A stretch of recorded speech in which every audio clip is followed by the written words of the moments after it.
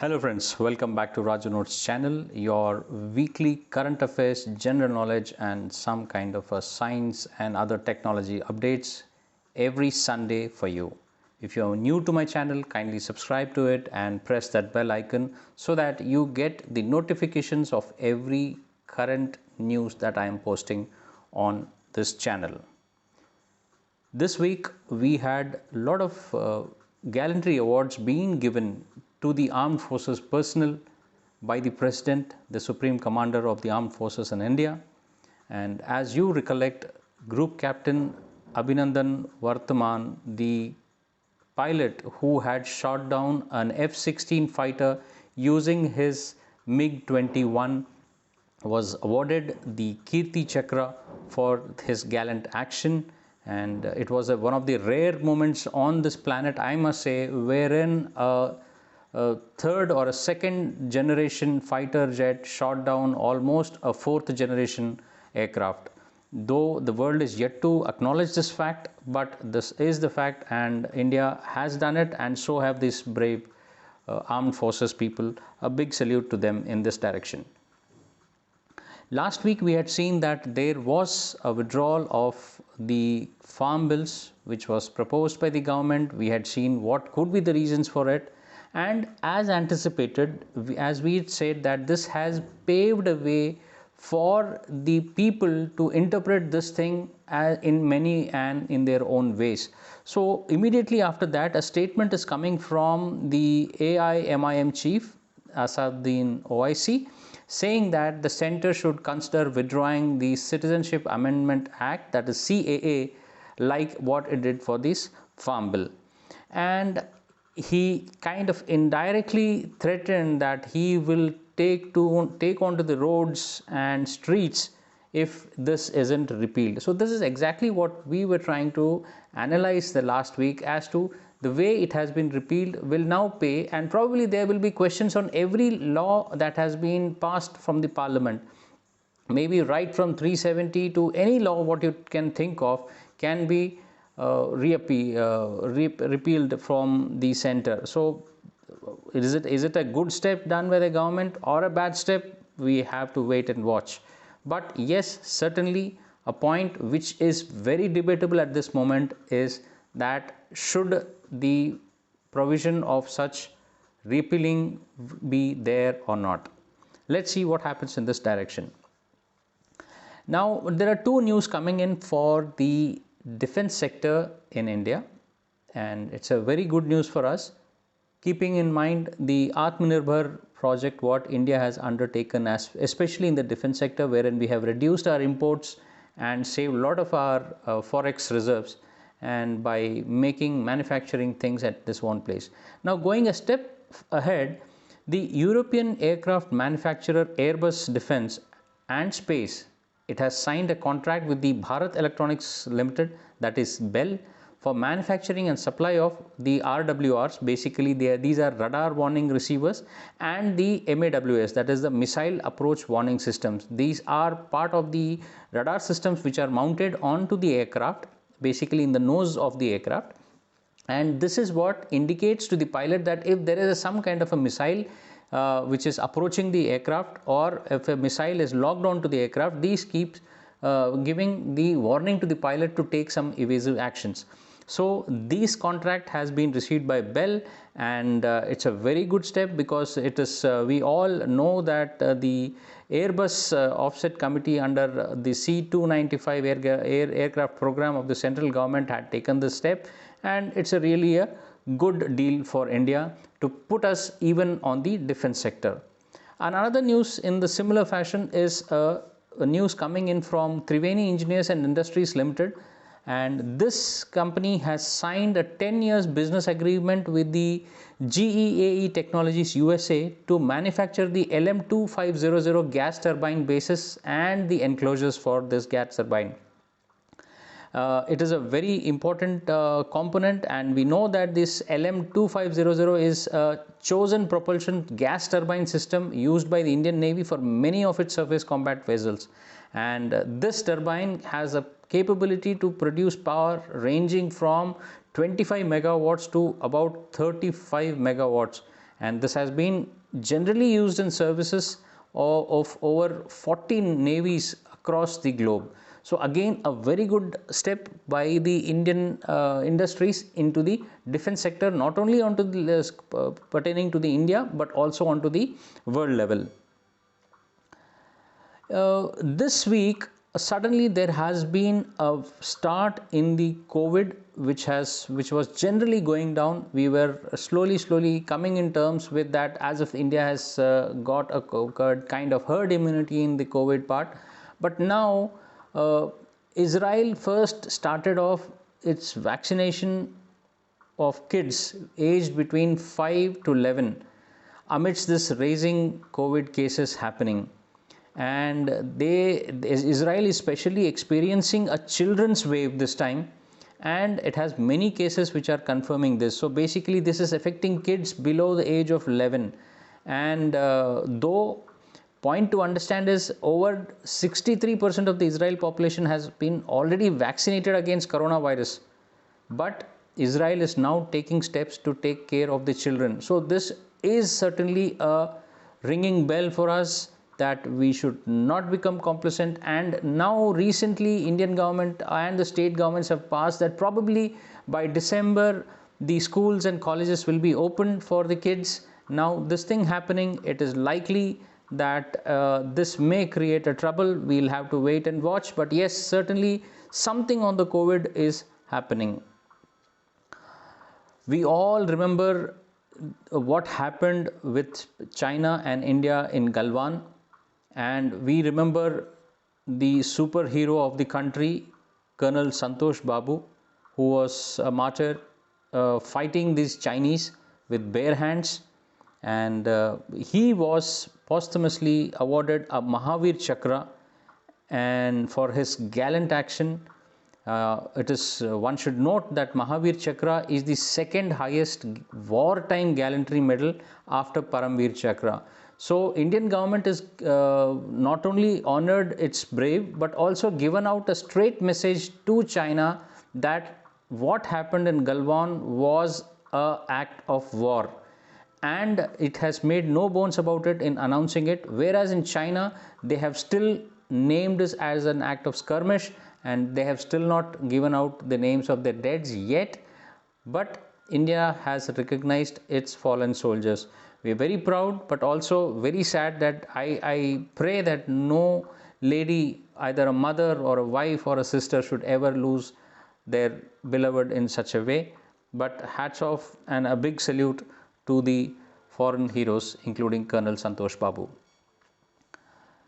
Last time we had discussed that Prime Minister Modi did give some hints as far as the cryptocurrencies were involved, and now government is planning to bring a bill to ban the private cryptos with some exceptions to promote the underlying technology. We all understand that the crypto technology is it's a beautiful technology. Maybe it's a technology of tomorrow, but as we had discussed, that crypto is likely to undermine any country's own financial setup and the entire system. So there was a talk going on wherein the government of India says that it is likely to field in a bill amongst the 26 bills which will be introduced in Parliament's winter session. The bill agenda certainly says to create a facilitative framework for the creation of the official digital currency issued by the RBI. So it talks about digital currency, but it is also giving a caution for and also prohibiting the private cryptos in India. So there is certainly, after this announcement, there was a huge drop which was seen in the value of the cryptocurrencies in India. One should be aware as to what are these cryptocurrencies. There are a list of it, maybe around 7 of them are very, very prominent and important to note. In almost like a movie-like situation, this week NASA is planning to launch a mission to space, wherein the idea is to crash a spacecraft into an asteroid and give an explosion on the impact, and thereby changing the direction of that asteroid. And NASA tweeted saying that it's an asteroid Dimorphos.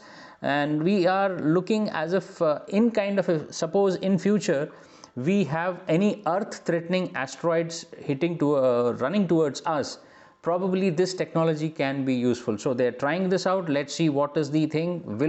Will the explosive be safe while pushing the rocket into the space? Will the explosive on impact take off?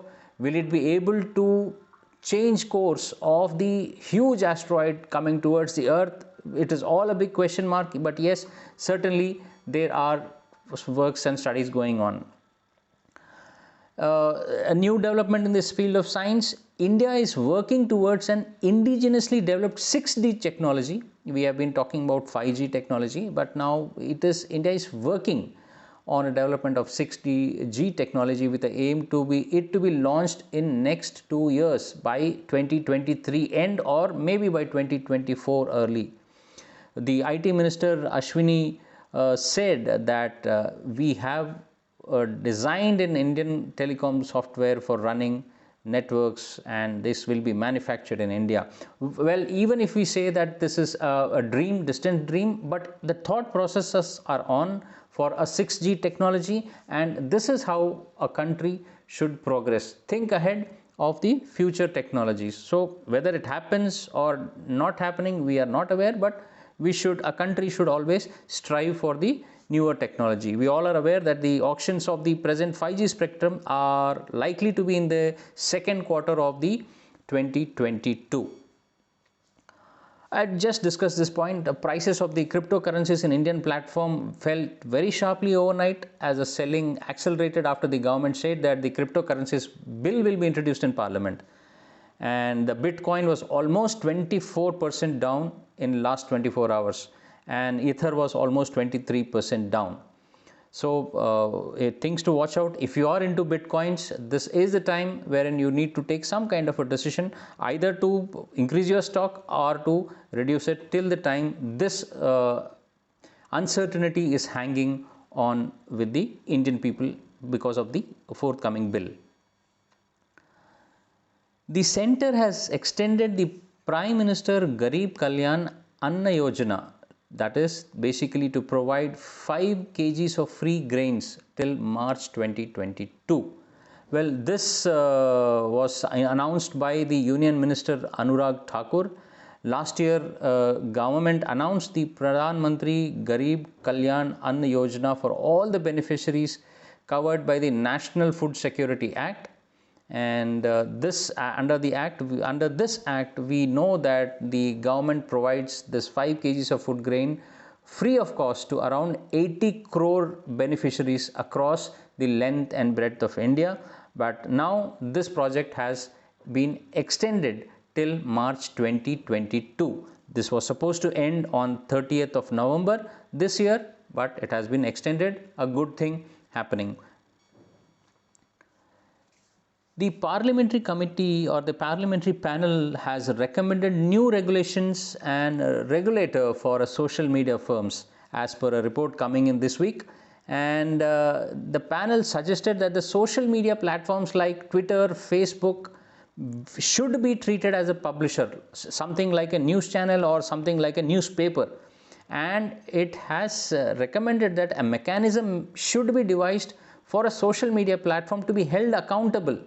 So as of now, suppose if somebody wants to put a spoke or want to create a tussle between two groups, all he has to do is from an unverified platform, either on a Twitter, Facebook or anything, put a very derogatory message, probably pointing fingers towards one another, and that's it. There is a flare which has happened, and however the person who was put is is unknown.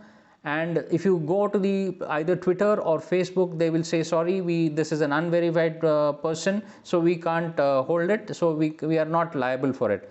So with this thing in mind, the parliamentary panel is now recommending actions that these accounts, even if it is verified, if the individual is logged on to a particular social media platform, let it be Twitter, Facebook, WhatsApp, anything, once he is logged on, it becomes the responsibility of that platform to verify its credentials, and if not, then the platform itself will be treated as a publisher and action can be taken against the platform. Also, parliamentary panel is also working on provisions of data protection bill 2, which is likely to come in this parliamentary session. So whenever the parliamentary session happens, there are 2-3 very important bills supposed to happen. We will cover that whenever it happens next. Japan and Vietnam have signed a cyber security pact amidst the China fears. Well, these pacts keep on happening. There is nothing new in this. But point to notice, Japan and Vietnam signing this is a signal basically to the China's growing assertiveness. We all know that Japan has generally been keeping away from either the militarily conflicts or the softer conflicts, but the Chinese action have forced the countries, especially the neighboring countries of China, to take some actions for itself and stand up to the aggressive assertiveness of the China. We are all aware that the cooperation already exists between the US, Australia, US, Australia and India and other partners in the recent times. We are also aware that there is a lot of maritime disputes happening with Vietnam and Japan with China. Maybe again a proud moment for India. The foundation stones of the Noida International Airport in Jewar has been laid, and probably with this the state of Uttar Pradesh will become the only state in India to have 5 international airports. The Prime Minister had laid the foundation stone for this international airport. It is supposed to be also the Asia's biggest airport, and obviously it will create large employment for the people in and around, and also will put India onto a large world map as far as the amenities are concerned. This airport is supposed to be a world-class airport, which is estimated to be around 10,500 crores for first phase itself, and this first phase is likely to be developed by 2024. Just before summarizing the entire thing, this week it has been a week of caution. Let me tell my viewers that a new variant has been discovered of the COVID-19. This variant has been named as B11529. This variant has been detected in South Africa, and it has serious health implications, as this variant has a large number of mutations which is possible, and much more than that of Delta, and the transmissibility of this variant is larger than what we have seen. So it has been detected in South Africa, it has already been detected in Hong Kong, Israel, Botswana and many other places. So one needs to be careful. India is just as of today we have received intimation that 3 passengers coming from South Africa have been positively identified having these COVID-19 variant virus. Now this virus has been named as Omicron. Now WHO has named this COVID-19 variant as Omicron. Now why did they name this Omicron? If you see, they have been naming the variants of this COVID-19 in an alphabetical Greek alphabets, that is alpha, beta, gamma, delta, epsilon, zeta, heta, theta, eta, kappa, lambda, mu. However, after mu, this new one has been detected. So the WHO has skipped 2 letters in the Greek alphabet. One is NU, new, and next one is XIZ. So this was purposefully skipped to name this variant as Omicron, which is denoted by symbol O, a bigger O and a smaller O. And why was these 2 new and Z skipped? New was to avoid confusion with the word NEW, new, and Z was specifically avoid to stigmatizing a region. We all know what it means. Basically it is pointing straight fingers to China. So let's see what else we have. We are almost running out of the Greek alphabets because of the COVID variant. But please do understand that now the COVID is again, a graph is again coming up because of the new variant, which seems to be more transmissible and more dangerous. So probably that is the last update for this weekend which I have. Please take care, start using mask. If you have been little complacent, don't let that complacency set into you. Use hand sanitizers, take care of the children. Probably it is, this new virus has more effect on the children as well as of now. Whatever be the reasons, please do take care. Stay home, stay safe, don't move out unless and until necessary without a mask. And I again wish that you all stay happy and healthy, and please do encourage me by subscribing to my channel to receive the weekly updates on your current affairs. Thank you so much. Stay blessed. Jai Hind.